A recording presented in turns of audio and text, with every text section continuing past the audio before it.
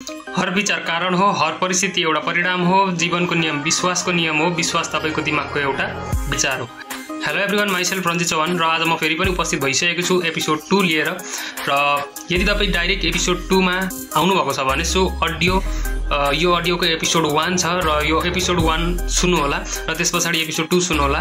हुनसक्छ 8 देखि 10 वटा अडियो पोडकास्टहरू म बनाउँदैछु जुन चाहिँ टोटल A to Z सम्मको डाइरेक्ट सेलिङ इन्डस्ट्रीमा अगाडि बढ्दै जाँदाखेरि चाहिँ चाहिने जति पनि कुराहरू छ त्यो सबै कुराहरूलाई चाहिँ मर्ज गरेर चाहिँ एकै ठाउँमा चाहिँ म अडियो पोडकास्टको थ्रुबाट चाहिँ लिएर आइरहेको छु। र्यान्डमली तपाईँले सुनिरहेको अडियो 1 सुन्नुहुन्छ, कहिले 3 सुन्नुहुन्छ, कहिले 7 सुन्नुहुन्छ। यसरी गर्दाखेरि चाहिँ तपाईँले नलेज एकट्ठा गर्नलाई निकै टाइम लाग्छ र यदि तपाईँले स्टेप बाई स्टेप 1 2 3 4 गर्दै यसरी सिरियली हेर्दै जानुभयो भने अथवा सिरियली तपाईँले सुन्दै जानुभयो भने चाहिँ तपाईँलाई छोटो समयमा तपाईँले धेरै कुराहरू चाहिँ सिक्न सक्नुहुन्छ। र आजको मेरो जुन टपिक छ, म डाइरेक्ट टपिकतर्फ जान्छु। आजको मेरो जुन टपिक छ myth about direct selling. Direct सेलिङमा धेरै मान्छेहरूको चाहिँ मिथ छ, जुन चाहिँ एउटा भ्रम छ, जुन मान्छेहरूको एउटा क्लियरिटी आइरहेको छैन र धेरै मान्छेहरू चाहिँ यही कन्फ्युज भएर चाहिँ अलमलमा परेर बसिराख्नु भएको छ। कति उहाँहरूले धेरै प्रश्नहरू गरिराख्नुहुन्छ होइन, र तपाईँलाई पनि यो खालको प्रश्नहरू चाहिँ एकदमै आइरहेको होला, किनभने जब तपाईँ प्लानमा बस्नुहुन्छ, प्लानको लागि बस्दाखेरि चाहिँ यो खालको प्रश्नहरू आउने गर्छ र तपाईँले धेरै फेस गरिराख्नु भएको छ र तपाईँले हिजोको दिनसम्म उत्तर दिन सकिराख्नु भएको थिएन अथवा उहाँहरूले ह्यान्डल गर्न सक्नु भएको थिएन भने सो अब तपाईँले ह्यान्डल गर्न सक्नुहुन्छ। र सबैभन्दा पहिलो मिथ छ के यो पिरामिड स्ट्रक्चर हो र यो त पिरामिड स्ट्रक्चर जस्तै लाग्यो मलाई भनेर धेरैले प्रश्न गर्नुहुन्छ र फाइनली उहाँलाई तपाईँले यो प्रश्न गर्न सक्नुहुन्छ कि what is pyramid scheme. Pyramid scheme वास्तवमा हो के र हाउ इट इज डन, यसले कसरी काम गर्छ भनेर तपाईँले प्रश्न राख्न सक्नुहुन्छ। र त्यति प्रश्न राखिसके पछाडि उहाँले एन्सर दिनुहुन्छ, तपाईँलाई केही न केही बताउनुहुन्छ। त्यस पछाडि फेरि तपाईँले यो प्रश्न राख्न सक्नुहुन्छ and what is direct selling. अनि डाइरेक्ट सेलिङ चाहिँ के हो त वास्तवमा भनेर फेरि प्रश्न राख्न सक्नुहुन्छ। यानि कि यो बिचको जुन तपाईँको गफ भइरहेको हुन्छ त्यो दौरानमा चाहिँ उटपटाङ खालको चाहिँ एन्सरहरू आइरहेको हुनसक्छ र तपाईँले भन्न सक्नुहुन्छ कि आज डाइरेक्ट सेलिङ इन्डस्ट्री चाहिँ विश्वका जति पनि विकसित देशहरू छन्, जस्तै अमेरिका भयो, US, अस्ट्रेलिया, जापान, कोरिया लगायत अन्य विकसित जति पनि मुलुकहरू छन् त्यो देशहरूमा चाहिँ डाइरेक्ट सेलिङ चाहिँ व्यापक रूपमा चाहिँ अगाडि बढिरहेको छ र व्यापक रूपमा काम पनि गरिरहेको छ। र त्यो हुँदाखेरि अमेरिकाको डोनाल्ड ट्रम्प राष्ट्रपति, जो भूतपूर्व राष्ट्रपति डोनाल्ड ट्रम्प छन्, उनले त भनेका छन् कि डाइरेक्ट सेलिङ अमेरिकाको चाहिँ हार्ट हो भनेर चाहिँ भनिरहेका छन्। कुनै कुनै देशको कुनै कन्ट्रीहरूमा यो पनि भनिरहेका छन् कि धेरै मान्छेहरूले यो पनि भनिरहेका छन् कि डाइरेक्ट सेलिङ चाहिँ एउटा मेरुदण्डको रूपमा चाहिँ काम गरिरहेको छ, देशलाई अगाडि बढाउनको लागि यसले ठुलो सपोर्ट गरेको छ भनेर पनि भनिरहेका छन्। र हेर्दा हेर्दै हाम्रो देशको सरकारले पनि यसलाई एउटा सिस्टममा लिएर आइसकेको छ, यसको लागि विधान बनेको छ र यसलाई एउटा सही गाइडलाइन्स दिएर चाहिँ अगाडि बढाइरहेको छ भने सो यत्रो ठुल्ठुलो व्यक्तिहरूले यो इन्डस्ट्रीलाई रिसर्च गरेको छन्, यो इन्डस्ट्रीलाई कुन तरिकाको हुनुपर्छ भनेर यसलाई एउटा मापदण्डको हिसाबले चाहिँ लिएर चाहिँ अगाडि कामलाई अगाडि बढाएको छन् भने सो साधारण व्यक्तिहरूले जसले तपाईँलाई यो खालको प्रश्न गर्नुहुन्छ यो त स्क्याम हो, यो इलिगल हो, यो यस्तो हो त्यस्तो हो भनेर भन्दै हुनुहुन्छ, यानि कि उहाँहरूलाई चाहिँ तपाईँले क्लियरिटी दिने हो। यानि यो फिल्डमा काम गर्दै गरेको व्यक्तिको काम भनेको के हो भने कुनै पनि व्यक्तिलाई जसलाई यसको बारेमा थाहा छैन उहाँहरूलाई नै चाहिँ क्लियरिटी दिनु हो। र त्यो भएको हुनाले गर्दाखेरि यो पनि भन्न सक्नुहुन्छ पिरामिड स्किम वास्तवमा इलिगल हुन्छ र डाइरेक्ट सेलिङ लिगल हुन्छ। यसको बिचमा म एउटा फाल्टै अडियो पोडकास्ट लिएर आउने छु। What is the difference between direct selling and pyramid स्किमको बिचको चाहिँ यो डिफरेन्सलाई चाहिँ म क्लियर गरेर फेरि एउटा अडियो पोडकास्ट लिएर आउँछु। तर अहिलेलाई भने चाहिँ यो पिरामिड स्किमको बारेमा अनि यो जति पनि मिथहरू छ यो मिथको बारेमै म चर्चा गर्नेछु।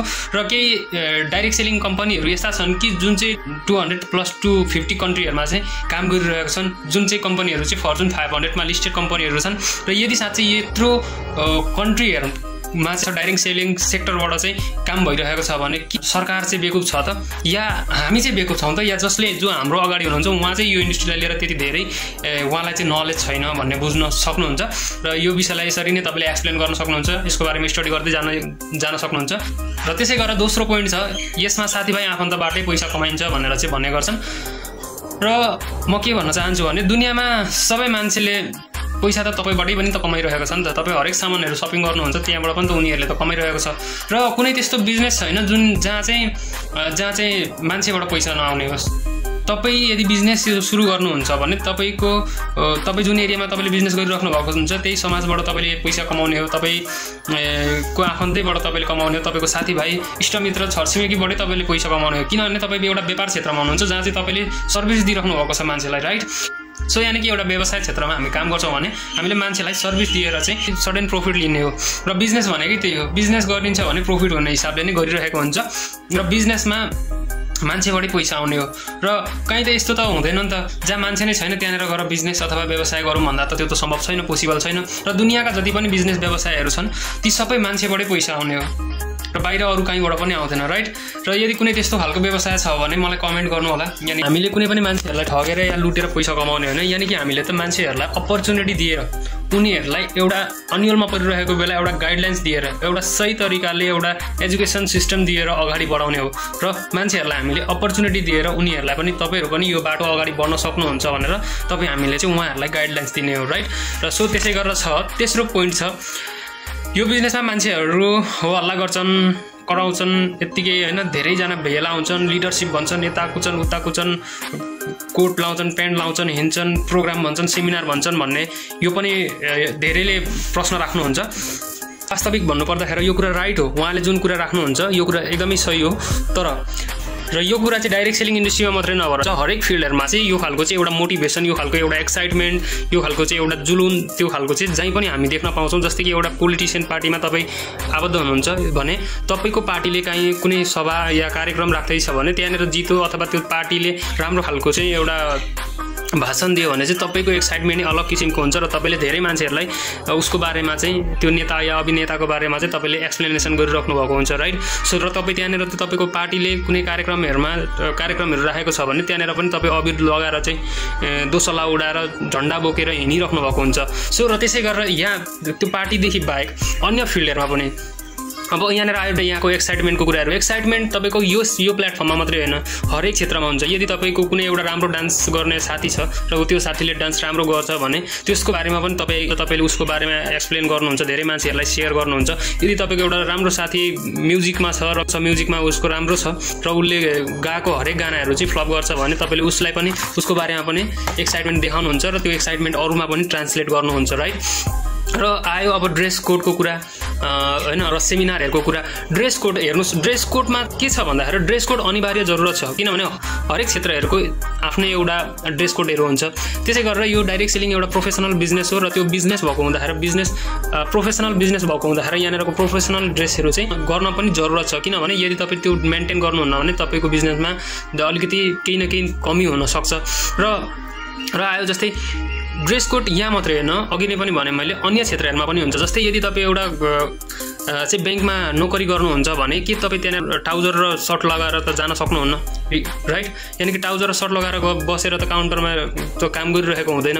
त्यसै गरी यदि तपाईँ एउटा होटल क्षेत्रमा काम गर्नुहुन्छ भने पनि त्यहाँ पनि त्यही हो, तपाईँ एउटा हाफ प्यान्ट र भेस्ट लगाएर त त्यहाँनिर काम गरिराख्नु भएको हुँदैन, वेटरिङ काम गरिराख्नु भएको हुँदैन राइट। यानि कि हरेक क्षेत्र, यदि तपाईँ स्कुल जानुहुन्छ भने पनि त्यसको आफ्नै ड्रेस हुन्छ, यदि तपाईँ कलेज जानुहुन्छ या कुनै पनि प्रोफेसनमा जानुहुन्छ भने त्यसको आफ्नै ड्रेस कोड हुन्छ। त्यो सब कुरा चाहिँ हामी सबैले मेन्टेन गर्नै पर्ने हुन्छ र उहाँहरूले पनि मेन्टेन गरेरै चलिराख्नु भएको हुन्छ। कुरा आयो यहाँ मात्रै किन हुन्छ भन्ने, तर यो कुरालाई चाहिँ के हो भन्दाखेरि हामी सबैले जसले यो प्रश्न राख्नुहुन्छ सबैले चाहिँ यो कुरालाई चाहिँ निहाल्न जरुरत छ कि यहाँ मात्रै होइन अन्य ठाउँमा पनि हुन्छ। र अर्को आयो जस्तै सेमिनार प्रोग्राम भन्छन्, बोलाइराख्छन् गइराख्नुपर्छ भन्ने पनि धेरैको प्रश्न छ। अब अभियसली यो कुरा त जरुरतै छ नि। यदि एउटा मान्छे चाहिँ डक्टर बन्नु छ भने उसले ग्यारेजमा धाएर त भएन नि त राइट। सो यदि उसलाई डक्टर बन्नु छ भने त उसले त स्कुल धाउनु पर्यो, स्कुलको लेभल सके पछाडि कलेज धाउनु पर्यो, कलेज लेभल सके पछाडि उसले आफ्नो डक्टरको जुन डिपार्ट छ त्यो डिपार्टतिर चाहिँ धाउनु पर्यो। यानि कि त्यो कुराहरू सिक्नु पर्यो, अपरेसन कसरी गर्ने, कुन मेडिसिन कुन केसलाई दिने भन्ने कुराहरू सिक्न थाल्नु पर्यो राइट। सो यानि कि कुनै पनि व्यक्ति हरेक क्षेत्रको आफ्नो एउटा सिकाइ हुन्छ र त्यो सिकाइ सिक्नको लागि नै त्यो सेमिनार प्रोग्राम चाहिँ जानुपर्ने हुन्छ। र यदि एउटा कोही मान्छे चाहिँ इन्जिनियर बन्न चाहन्छ भने उसले बाहिर गएर ड्राइभिङ गर्दा त हुँदैन नि त राइट। र त्यही कारणले गर्दाखेरि चाहिँ यहाँनिर पनि यसको आफ्नै एजुकेसन सिस्टम छ, किनभने डाइरेक्ट सेलिङ एउटा फाल्टै डिपार्ट हो र त्यो भएको हुँदाखेरि चाहिँ यहाँनिरको एजुकेसन सिस्टम जसले ग्र्याब गर्छ, जसले यहाँको एजुकेसन सिस्टमलाई फोकस गर्छ र जसले यहाँको सिस्टमलाई बुझ्छ र सिक्छ त्यही व्यक्ति नै अगाडि बढ्न सक्छ। अर्को छ, यहाँ धेरैजनाले भन्नुहुन्छ यो बिजनेस स्टार्ट गरिसके पछाडि साथीभाइहरू चाहिँ हामीबाट निकै नै टाढा हुन्छन्, उनीहरू बिस्तारै हामीदेखि छुट्छन्। र एक्ज्याक्टली भन्नुपर्दाखेरि यो कुरा कसलाई त्यो हुन्छ भन्दाखेरि जसले रिजेक्सन फेस गर्न सक्नुहुन्न, जस्तै कि मानिलिउँ यदि तपाईँले कोही व्यक्तिलाई प्लान दिनुभयो र तपाईँ बिगिनर हुनुहुन्छ र त्यो व्यक्तिलाई प्लान दिइसके पछाडि उसले इन्कार गर्यो, यानि कि ऊ इन्ट्रेस्टेड छैन, यो फिल्डमा अगाडि बढ्नलाई उसलाई इन्ट्रेस्ट छैन भने तपाईँ फेरि पनि उसलाई कल गरिराख्नुहुन्छ, बारम्बार कल गरिराख्नुहुन्छ र बारम्बार भेट्ने कोसिस गर्नुहुन्छ। र जुन भेट हुन्छ, जुन फोन कल हुन्छ, त्यो हरेक कलमा तपाईँ खालि बिजनेसकै बारेमा मात्रै कुरा गर्नुहुन्छ, खालि त्यही आफ्नै बिजनेसकै बारेमा मात्रै कुरा गर्नुहुन्छ भने अभियसली पनि तपाईँको त्यो साथी तपाईँदेखि टाढा हुन्छ राइट। यो दुनियाँमा सबै एउटै माइन्डसेट भएको मान्छे छैन र तपाईँ जुन फिल्डमा अगाडि बढिराख्नु भएको छ त्यही फिल्डमा सबै हरेक तपाईँको साथीभाइ आफन्त तपाईँले चिनेको जति पनि तपाईँको आसपासमा भएको सर्कलमा भएको मान्छेहरू हुनुहुन्छ सबै तपाईँले भनेकै कुरा मान्नुहुन्छ भन्ने पनि छैन, राइट? यानि कि त्यसमध्येबाट केही सिलेक्टेड व्यक्तिहरूले तपाईँसँग आएर काम गर्न सक्नुहुने सम्भावना छ। यानि कि त्यसको मतलब यो होइन कि तपाईँले चाहिँ धेरै मान्छेहरूलाई सेयर गर्ने हो। सेयर गर्दै जाँदाखेरि चाहिँ तपाईँको आफ्नो एक त स्किल पनि डेभलप हुँदै जान्छ, स्किल बढ्दै जान्छ। दोस्रो कुरो तपाईँलाई अनुभव बढ्दै जान्छ होइन, स्किल प्लस अनुभवहरू एक्सपिरियन्स बढ्दै जान्छ। र तेस्रो कुरो भनेको तपाईँको टिम बिस्तारै बन्न सुरु हुन्छ। र सबै मान्छेले यदि एउटै फिल्डमा काम गर्ने हो भने अरू बाँकी मान्छेहरूले फेरि कहाँनिर काम गर्ने त्यो पनि त छ सवाल। र त्यसो हुँदाखेरि चाहिँ तपाईँले चाहिँ रिजेक्सनलाई चाहिँ जुन रिजेक्सन हुन्छ त्यो फेस गर्ने ह्याबिट हुनुपर्छ। 100 पिपलको चाहिँ नो सुन्ने तपाईँले चाहिँ एउटा आदत बनाउनु पर्ने हुन्छ र यो प्र्याक्टिस हो। तपाईँ जति प्र्याक्टिस गर्नुहुन्छ त्यति नै धेरै तपाईँ आफूले आफूलाई चाहिँ इम्प्रुभ गर्दै लिएर जान सक्नुहुन्छ। त्यसै गरेर 5औं नम्बरको मिथ जुन छ, यो बिजनेसमा मान्छेहरूले पैसा कमाउँदैन, एउटा भयो। अर्को छ यहाँ टपमा भएको मान्छेहरूले मात्रै पैसा कमाउँछ। एक्ज्याक्टली म फर्स्ट सेकेन्डको उत्तर दिँदैछु। यानि कि एक्ज्याक्टली भन्नुपर्दाखेरि यहाँ टपमा भएको मात्रै होइन। यहाँनिर यो डाइरेक्ट सेलिङ जुन बिजनेसको प्लेटफर्म छ यो प्लेटफर्ममा चाहिँ त्यस्तो हुँदैन। कर्पोरेट क्षेत्रमा जुन बाहिरका अन्य अर्गनाइजेसनहरू छन्, जुन विभिन्न संस्थाहरू जुनको गभर्मेन्ट या नन गभर्मेन्ट सेक्टरबाट चलिरहेका अन्य अर्गनाइजेसनहरू अन्य क्षेत्रहरू छन्, त्यो क्षेत्रहरूमा चाहिँ तपाईँको त्यहाँ एक्ज्याक्टली यो कुरा हुन्छ। किनभने त्यहाँनिर ओनर हुन्छ, त्यस पछाडि सिओ हुन्छ, सिएफओ हुन्छ, त्यसै गरेर सुपरभाइजर हुन्छ, म्यानेजर सुपरभाइजर हुन्छ, त्यस पछाडि तल गएर ग्राउन्ड लेभलमा गएर इम्प्लोइहरू हुन्छन्। र त्यहाँनिर चाहिँ वास्तवमा भन्नुपर्दाखेरि चाहिँ आफ्नो आफ्नो बेसको सेलरी हुन्छ। मानिलियो आफ्नो आफ्नो लेभल वाइज चाहिँ त्यसरी छुट्टिन्छ र जो टपमा जो ओनर हुन्छ उनीहरूले सबैभन्दा बढी इन्कम लिइरहेको हुन्छ। तर एक्ज्याक्टली भन्नुपर्दाखेरि डाइरेक्ट सेलिङमा चाहिँ यो हुँदैन। डाइरेक्ट सेलिङमा के हुन्छ भन्दा जो टप लेभलमा भएको लिडर छ उसको जति अधिकार छ त्यो त्यति नै अधिकार चाहिँ भर्खर नयाँ आउँदै गरेको व्यक्तिसँग पनि हुन्छ र उसको कुनै पनि क्राइटेरिया हुँदैन।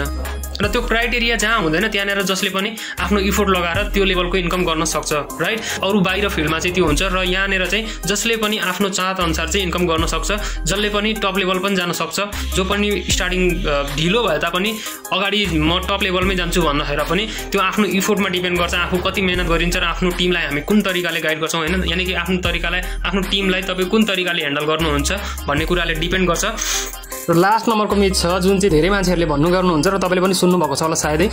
र उहाँहरूले भन्नुहुन्छ कि यो बिजनेसबाट मान्छेहरूले पैसा कमाउँदैनन्, अहिलेसम्म मैले पैसा कमाएको मान्छे देखेको छैन र कमाउँदैनन् पनि भन्ने गर्नुहुन्छ। र एक्ज्याक्टली भन्नुपर्दाखेरि 2017मा चाहिँ यो इन्डस्ट्रीले वर्ल्डभरिबाट विश्वभरिबाट चाहिँ 189.6 बिलियनको टर्नओभर गरिसकेको छ। जुन चाहिँ तपाईँलाई यदि विश्वास लागेन भने गुगलमा गएर सर्च गरेर हेर्न सक्नुहुन्छ। र त्यसै गरेर 2022 भित्र आइपुग्दाखेरि चाहिँ 688.45 बिलियनको चाहिँ टर्नओभर गरिसकेको छ। र अब आउने समय जुन 2023 को एउटा आँकडा छ जुन चाहिँ 2023 भित्रमा चाहिँ यो इन्डस्ट्रीले 763.85 बिलियनको टर्नओभर गर्छ भन्ने चाहिँ अग्रजहरूको चाहिँ एउटा आँकडा छ।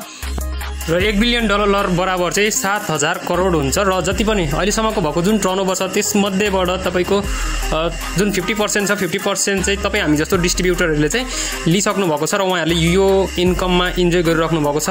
र आउने दिनहरूमा अझै यसले अब योभन्दा रफ्तार बढाउँदै गइरहेको छ। किनभने we are working on 21st century. हामी अहिले एडभान्स समयमा आइसकेका छौँ, हामी 21औं शताब्दीमा आइसकेका छौँ। धेरैले बाटोमा हिँड्दाखेरि तपाईँले देख्नुभएको होला, कोहीसँग कुरा गर्दा सुन्नुभएको होला होइन, कहीँ फेसबुक अथवा युट्युब टिकटकहरू चलाउँदै गर्दाखेरि सुन्नुभएको होला नि यो त कलियुग हो भनेर। यो टाइममा अब भनेको तपाईँ हामीले फरक तरिकाले फरक सोचले काम गर्न जरुरत छ।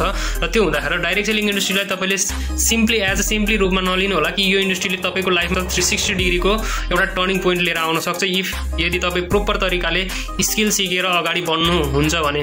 सो र आजको जुन अडियो पोडकास्ट छ यति नै। र नेक्स्ट फेरि अडियो पोडकास्ट लिएर आउने बाचा गर्दै आजलाई म बिदा हुन चाहन्छु। हस्त thank you so much and go self made play big live your legacy भन्दै बिदा हुन चाहन्छु। Thank you.